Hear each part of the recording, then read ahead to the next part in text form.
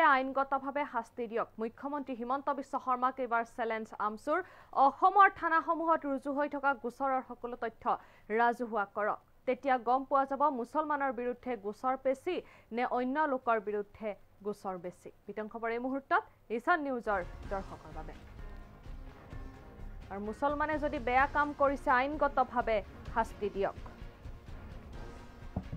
মুখ্যমন্ত্ৰী হিমন্ত বিশ্ব শৰ্মাক এইবাৰ চেলেঞ্জ কৰিলে আমচুৱে।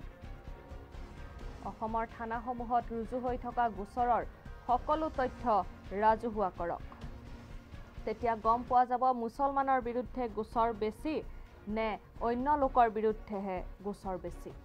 সংবাদমেলত মুখ্যমন্ত্ৰীৰ ভাষ্যক লৈ খুৰধাৰ সমালোচনা ৰেজাউল কৰিম চৰকাৰৰ। কোনো অধ্যয়ন নকৰাকৈ অসমত 40% মুছলমান আছে বুলি মন্তব্য কৰিছে মুখ্যমন্ত্ৰীগৰাকীয়ে। 2011 বৰ্ষলৈকে অসমত মুছলমান আছিল 34%। 2011 বৰ্ষৰ পিছত অসমত কোনো লোকপ্ৰিয় লোক হোৱা নাই।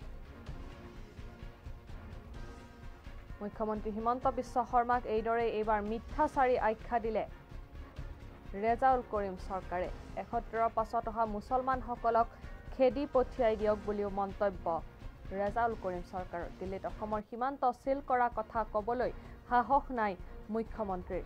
উল্লেখযোগ্য যে মুছলমানে যদি বেয়া কাম কৰিছে তেন্তে আইনগতভাৱে শাস্তি দিয়ক বুলি এইবাৰ মুকলিকৈ চেলেঞ্জ আমচুৰ মুখ্যমন্ত্ৰী ডক্টৰ হিমন্ত বিশ্ব শৰ্মা। অসমৰ থানাসমূহত ৰুজু হৈ থকা গোচৰৰ সকলো তথ্য ৰাজহুৱা কৰক। তেতিয়া গম পোৱা যাব মুছলমানৰ বিৰুদ্ধে গোচৰ বেছি নে অন্য লোকৰ বিৰুদ্ধেহে গোচৰ বেছি। সংবাদমেলত মুখ্যমন্ত্ৰীৰ ভাষ্যক লৈ খুৰধাৰ সমালোচনা এইবাৰ ৰেজাউল কৰিম চৰকাৰৰ। কোনো অধ্যয়ন নকৰাকৈ অসমত 40% মুছলমান আছে বুলি মন্তব্য কৰিছে মুখ্যমন্ত্ৰীগৰাকীয়ে। 2011 বৰ্ষলৈকে অসমত মুছলমান আছিল 34%। 2011 বৰ্ষৰ পাছত অসমত কোনো ধৰণৰ লোকপ্ৰিয় হোৱা নাই। মুখ্যমন্ত্ৰী হিমন্ত বিশ্ব শৰ্মাকো এইবাৰ মিথ্যাচাৰী আখ্যা দিলে ৰেজাউল কৰিম চৰকাৰে। 71ৰ পাছত অহা মুছলমানসকলক খেদি পঠিয়াই দিয়ক বুলিও মন্তব্য ৰেজাউল কৰিম চৰকাৰৰ। এই সন্দৰ্ভত আমাৰ হাতত মন্তব্য আছে, সেই মন্তব্য এই মুহূৰ্তত আগবঢ়াইছো।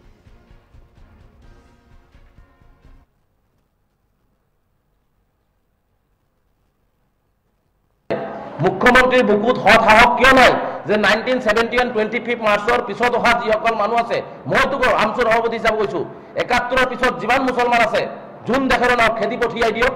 মুখ্যমন্ত্ৰী এইখিনি সাহস কিয় নহয় যে হিন্দু মুছলমান 71ৰ পিছত যি আছে যাব লাগে। তাৰ মানে কা দি পেলাই যিহেতু তেওঁ অসমত মানুহক সংস্থাপিত কৰিব আৰু অসমৰ মানুহ যিহেতু বিৰোধ কৰিছে, অসমীয়া ৰাইজে যিহেতু বিৰোধ কৰিছে, এতিয়া অসমীয়া ৰাইজক ভয় কৰি দেখুৱাব। অসমীয়া ৰাইজক তেওঁ ভয় খুৱাবৰ কাৰণে এটা নতুন অস্ত্ৰ মিছা কথা কৈ অসমত হাজাৰ হাজাৰ সংখ্যালঘু ৰাইজ বৃদ্ধি পাইছে বুলি কৈ অসমৰ সংখ্যাগুৰু ৰাইজৰ মাজত এটা ভয় সোমাই দিব বিচাৰিছে যে এইসকল মানুহক নানিলে সংখ্যালঘু মানুহখিনিয়ে অস্তিত্বৰ সংকটত সংখ্যাগুৰু মানুহবিলাকক পেলাব। আমি ভাৰতবৰ্ষৰ স্বাধীনতা লাভ কৰাৰ পিছৰে পৰা সংখ্যালঘু সমাজ বিভিন্ন ক্ষেত্ৰত চৰকাৰী বঞ্চনাৰ বলি হৈছে, চৰকাৰী আক্ৰমণৰ বলি হৈছে, চৰকাৰী উন্নয়নৰ পৰা বাধা পাইছে। তেনে ক্ষেত্ৰত 91 বা 91ৰ কিছু আগত বা পিছত কিছু বাল্য বিবাহ থকাৰ কাৰণে, কিছু অশিক্ষিত মানুহ থকাৰ কাৰণে, শিক্ষাৰ হাৰ নথকাৰ কাৰণে, চৰকাৰৰ অৱহেলাৰ কাৰণে কিছু জনসংখ্যা বৃদ্ধি পাইছিলে। এইটোৰ উদ্দেশ্য এইটো নহয় যে অসমত ব্যাপক হাৰত অসমৰ সংখ্যালঘু জনগণে জনসাধাৰণ বৃদ্ধি পাইছে। কাৰণ তেওঁ কা দি পেলাই অসমত তেওঁ হিন্দু শৰণাৰ্থী আনিব বিচাৰিছে।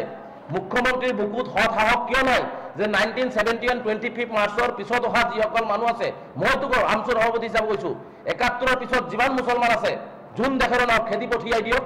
মুখ্যমন্ত্ৰী এইখিনি সাহস কিয় নহয় যে হিন্দু মুছলমান 71ৰ পিছত যি আছে যাব লাগে। তাৰ মানে কা দি পেলাই যিহেতু তেওঁ অসমত মানুহক সংস্থাপিত কৰিব আৰু অসমৰ মানুহ যিহেতু বিৰোধ কৰিছে, অসমীয়া ৰাইজে যিহেতু বিৰোধ কৰিছে, এতিয়া অসমীয়া ৰাইজক ভয় কৰি দেখুৱাব। অসমীয়া ৰাইজক তেওঁ ভয় খুৱাবৰ কাৰণে এটা নতুন অস্ত্ৰ মিছা কথা কৈ অসমত হাজাৰ হাজাৰ সংখ্যালঘু ৰাইজ বৃদ্ধি পাইছে বুলি কৈ অসমৰ সংখ্যাগুৰু ৰাইজৰ মাজত এটা ভয় সোমাই দিব বিচাৰিছে যে এইসকল মানুহক নানিলে সংখ্যালঘু মানুহখিনিয়ে অস্তিত্বৰ সংকটত সংখ্যাগুৰু মানুহবিলাকক পেলাব। দুজনমান মুছলমান অপৰাধীয়ে বেয়া কাম কৰিলে সমগ্ৰ মুছলমান জাতিটোক বিশেষ সম্প্ৰদায় বুলি তেওঁ অভিহিত কৰে। মই স্পষ্ট কৈছো, বিশেষ সম্প্ৰদায় ক'ব নালাগে। কোনো মুছলমান যুৱকে যদি বেয়া কাম কৰিছে তাক মুছলমান হিচাপে প্ৰতিষ্ঠিত কৰি তাক আইনগতভাৱে ফাষ্ট ট্ৰেক কোৰ্টৰ জৰিয়তে আদালতত বিচাৰ কৰি তাক ফাঁচি দিয়াৰ ব্যৱস্থা গ্ৰহণ কৰক মুখ্যমন্ত্ৰীয়ে, তাত আমাৰ সহযোগিতা থাকিব। কিন্তু অনুৰূপ ধৰণৰ মুখ্যমন্ত্ৰী এইকাৰণে কোৱা সাহস নহয়, কাৰণ মাজবাটত যেতিয়া কোনো অইন ধৰ্মৰ মানুহক যেতিয়া ঘটনাটো হৈছিলে মুছলমান সম্প্ৰদায় কৰিছিলে, মুখ্যমন্ত্ৰী কোৱাৰ কাৰণে সাহস গোটালে। বঙাইগাঁৱত যেতিয়া উলংঘ কৰি সংখ্যালঘু যুৱতী এজনক যেনে অন্যায় কৰা হ'ল, 5 জন যেতিয়া বেলেগ মানুহ ওলাই পৰিলে, সেই কথাটো কিন্তু মুখ্যমন্ত্ৰীয়ে নকয়। মুখ্যমন্ত্ৰী ডাঙৰীয়াক সেইকাৰণে কৈছো যে মুখ্যমন্ত্ৰী হিচাপে অপৰাধীৰ দৃষ্টিৰে চোৱাৰ কাৰণে আহ্বান জনাইছো। সি ধৰ্ম, তাত কোনো ধৰ্ম নাই, জাত পাত নাই। আৰু মুখ্যমন্ত্ৰী ডাঙৰীয়াক মই এইটোও প্ৰত্যাহ্বান জনাইছো যে 2022-23 বৰ্ষত আৰু 24 বৰ্ষত কিমানটা থানাত কিমান ধৰ্ষণৰ কেছ ৰেজিষ্টাৰ্ড হৈছে, কিমান ড্ৰাগছৰ কেছ ৰেজিষ্টাৰ্ড হৈছে, কিমান চুৰিৰ কেছ ৰেজিষ্টাৰ্ড হৈছে, কোন কোন মানুহে কৰিছে, নাম সহ গৃহ বিভাগে যদি সাহস আছে শ্বেতপত্ৰ প্ৰকাশ কৰি অসমবাসী ৰাইজক দেখুৱাই দিয়ক। আমি বিচাৰিছো যে অসমৰ কেইজনমান মুছলমান সম্প্ৰদায়ৰ যুৱকৰ কাৰণে সমগ্ৰ জাতিটোৱে বদনাম নলয়, আৰু আমিও বিচৰা নাই।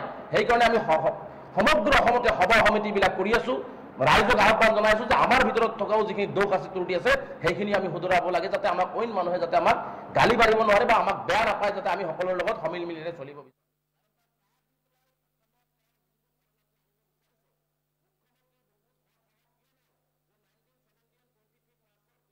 যিসকল মানুহ আছে